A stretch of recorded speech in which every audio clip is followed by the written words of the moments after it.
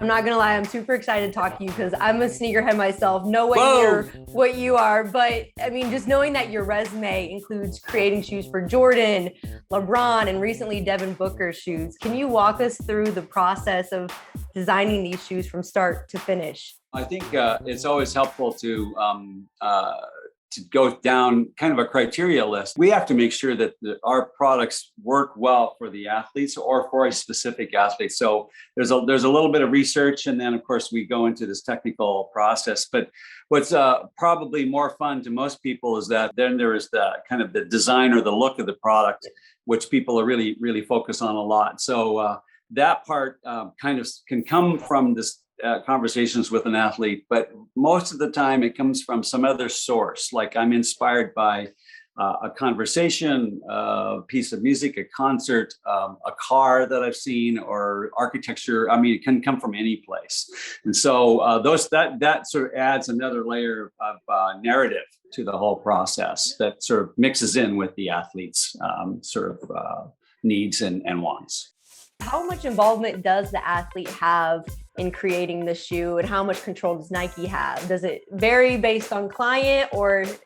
Yeah, Mackenzie, it's what I would say is that you sort of have to read the room when you're with an athlete, and some athletes are more vocal and have more opinions, and some are like, you know what, I just trust you, and here's a little bit about me, but then I just trust you to do it. So it varies back and forth depending on the athlete. And two of the athletes in particular that are very directly involved in design decisions were Michael Jordan and Kobe Bryant. And then of course LeBron came along a little later. They're athletes that are very excited to be in the room or on the phone, whatever. And it seems like there are so many sneakerheads, but the biggest ones are actually the athletes. It's kind of great. Safe to say you were in the middle of the most notable shoe designs back in the 90s. A lot of those designs are popular again today. What is it about the bright colors that are so popular for the newer generation? Oh yeah, I think that people like their retro shoes because they can be futuristic because of the collab with, say, another an influencer. And then with new materials and colors, it sort of modernizes something that they're familiar with, which means it's not quite such a huge leap to be fashionable and cool. You're credited with saving Nike when you made the Jordan 3s. Would you consider yourself the Michael Jordan of shoe design? I would never compare myself to Michael Jordan. And if You're not giving yourself enough credit. If I did, honestly, he would give me a call and go, "What you talking about?" No, some people have made that comparison, and Spike Lee, he's wearing a pair of shoes for the Cannes Film Festival right now that I did up for him, and he calls me the GOAT, and in the same breath as talking about Michael Jordan as the GOAT. But I personally feel like Michael Jordan is just an absolute one in a million, and I'm maybe one in 1,000.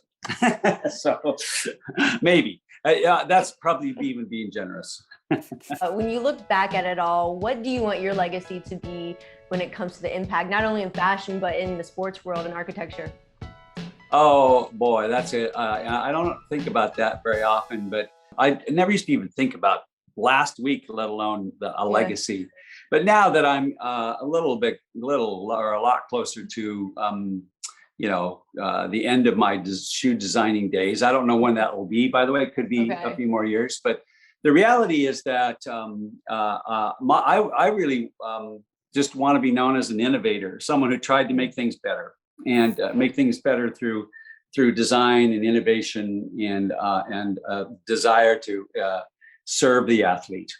I think that's really important. You have a special collab with Michelob ULTRA for a cool project for the NBA Finals. So talk about what you've got going on.